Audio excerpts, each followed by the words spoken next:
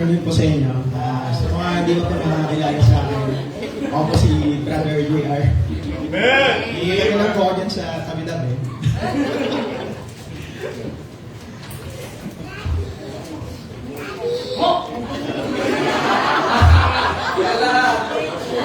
Amen!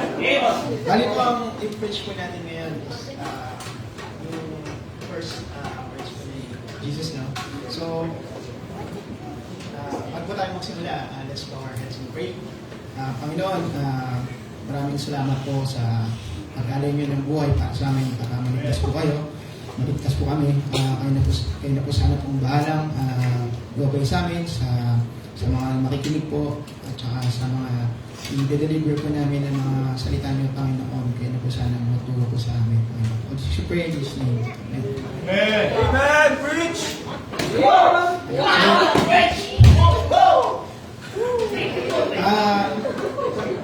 Sabang yung microphone na po kayo. Bale, lahat naman po tayo dito, naiintindihan po yung salitang forgiveness po. Amen! Naiintindihan po natin yung ginawa po ng Panginoon ay para po sa atin. Tama po, di ba? Amen? Amen! So, since lahat naman po tayo, naiintindihan po ito, stop. Nag-amen po sila. Amen! Pero lang po, nag-alis lang po ako ng kaba. Kasi, kayo naman po ako nilang-nervous. Pagka-pala ko kaya puti. Sige po. Ay, salamin ko! Ay, salamin ko! Sige po, buksan po natin yung Bible po natin. Let's stand up and give respect to the Word of God. Buksan po natin yung ating Biblia sa Luke, Book of Luke. And then, basahin po natin yung chapter 23, verse 34. 33 to 34. Sabihin niyo lang po, amen, pag nandiyan po kayo. Amen! Okay. And when they were come to the place which is called Calvary, there they crucified him, the malefactors, one on the right hand and the other on the left. Then said Jesus, Father, forgive them, for they know not what they do. And they parted his raiment and cast lots. Pwede na po tayo makupo. Amen! Amen! Itong mga katagang po ito, hindi lang po ito historical statements po ng Panginoon. Pero ito po yung nagpapakita ng divine na pagmamahal niya para sa atin. Yung grace at saka yung mercy niya para sa atin. Now, among his last words, ito po yung tatangin natin ngayon, yung forgive them. So, itong prayer po ng Panginoon is para ma-challenge po tayo. So, challenge po tayo kung paano natin maiintindihan or paano ba natin ita-transform yung mga buhay natin sa pamamagitan ng mga katagang ito ng ating Panginoon. Now, imagine, bumalik po tayo dun sa scene na nahirapan po siya. No? So, imagine ninyo, ang Panginoon, wala siyang kasalanan at binigyan siya ng false accusation. So, dinakip siya at nung dinakip siya, pinahirapan siya. So, binigyan siya ng tinik na corona. So, nagkalasog-lasog yung katawan niya dahil sa scorching. So, yung scorching, di ba, yung nilatig sa kanya is, yung latigo is may bakal sa dulo. So, pag humampas yun sa katawan mo, sasama laman. So, tanggal yung laman ng Panginoon. Kaya nga, halos hindi na siya makilala di ba? So, at yung, hindi lang yun hindi lang physical, emotional, di ba? At mental. So, sa kabila ng mga ginawa niya para sa mga tao, pagtuturo niya, pagpapagaling niya, anong ginawa sa kanya? Lahat, pagpapahiya, di ba? So, tayo nga, di ba? Ano ba? Simpleng physical lang na naramdaman natin na kasakitan. Ano bang ginagawa ng tao? Nature ng tao gumante. Di ba? So, pero ang Panginoon iba, ano ginawa niya? yung unang binigkas niya? Diba? Habang pinapako siya sa krus, binigkas niya, Father, forgive them. Amen. Ikaw, halimbawa, di ba? Halimbawa si William. William. Kahit sino dito, sino ba sinong naranasan ka dito ang nasapa? Yung bata pa kayo. Pagsuto kayo, nasapa kayo, nagsumbong kayo sa tatay niyo. Sabi niya noon sa tatay niyo. Tay, ito yung sumapak sa akin. Ganti mo ako. Sabi naman sa tatay. Proud na proud pa yung tatay. Sino dyan? Tapos, lumabas yung tatay ng anong kalaban. Laki ng katawan. Pinulong ka. Sabi tuloy ng tatay mo, "Oh, naman, masyado ka nagpapaniwala sa bata." O, diba? So, lahat ng isipin nyo, yung paghihirap ng Panginoon dun sa krus ng Kalbaryo. Pero anong ginawa niya? He could have asked the Father to annihilate. He could have asked the Father to destroy. Diba? Isang salita lang ng Panginoon, kayang-kayang gawin yun. Diba? Pero hindi. Anong ginawa ng Panginoon? Ang ginawa ng Panginoon, nag-pray. At sinabi, Father, forgive them. Amen. Ngayon, tukuyin natin yung sino ba yung sinasabi ng Panginoon na them? Father, forgive them. Ito ba yung mga tao na dumampot sa kanya? Ito ba yung mga Romano mga nag-torture sa kanya? O ito ba si Judas? Si Judas na nag-traitor sa kanya para sa 30 pieces of silver.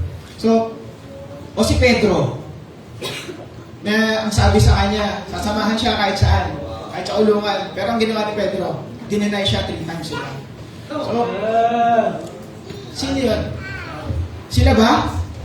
Sila ba yung mga tao na nandoon na habang pinapahirapan siya, tumatawa pa, kinukutya pa siya? O para sa iyo, o para sa akin? Nasimula pa sa Paul, yun ang plano ng Panginoon. Para sa iyo, para sa akin, ginawa ng Panginoon yun. Ginawa ng Panginoon yun para sa pag-ibig niya sa atin. John 2:2, He is the propitiation for our sins.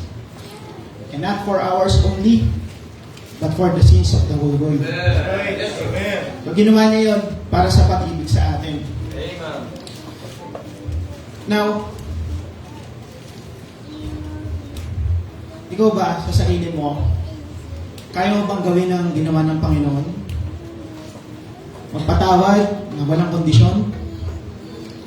Magpatawad na kahit pinapahirapan ka, kahit na sinasaktan ka, kaya mong patawarin ang kapwa mo?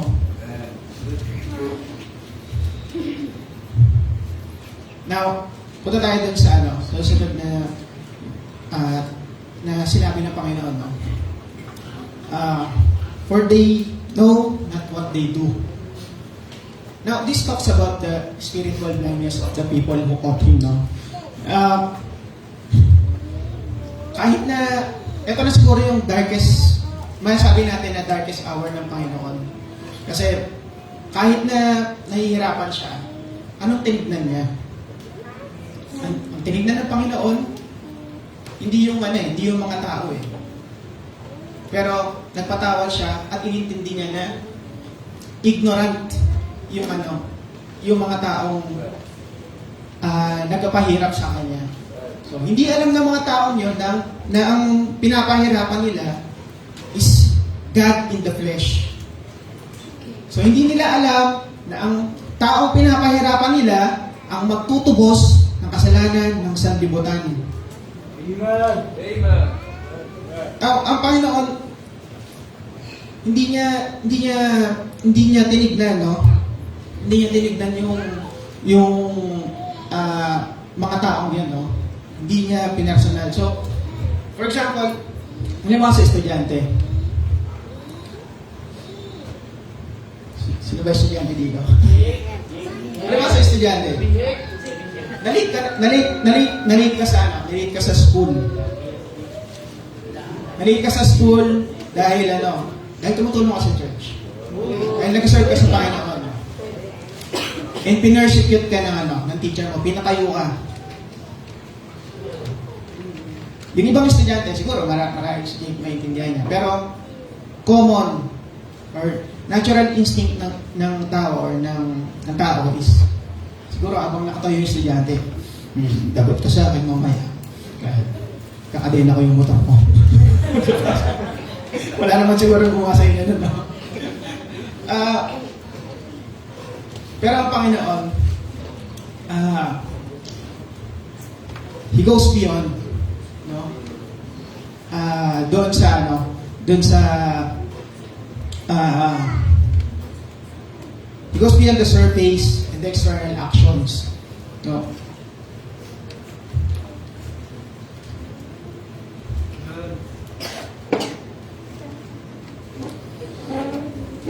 Now, punta tayo din sa third point. No? Forgiveness as liberation. As liberation. So yung pagkapatawad ng Panginoon, yung pagkapatawad ng Panginoon is ito yung nagbigay ng laya sa atin. Amen. Tama? Amen? So nagbigay ng laya sa atin, lahat tayo makasalanan. Papunta tayo sa impyerno. Pero dahil binili tayo ng Panginoon, nagpakahirap siya, namatay siya, para lang matubos yung kasalanan natin. So, malaya na tayo sa papuntang impyerno. Hindi tayo pupunta ng impyerno. Okay? Amen?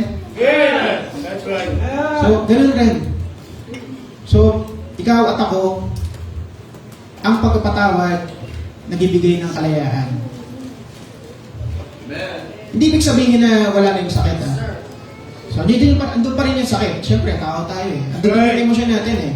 So, every time na may nanakit sa atin, kapag nakikita mo yung taong yun, maalala mo yung ginawa niya sa'yo. Andun pa rin yung sakit.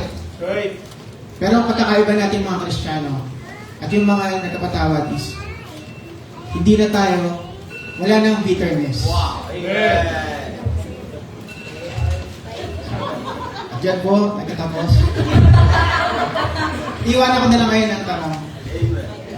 So, kaya ba nating gawin ang ginawa ng Panginoon na magpatawad ng walang kondisyon? Yun po ang iyong ko sa inyong tanong. Amen. Let's bow our heads and pray.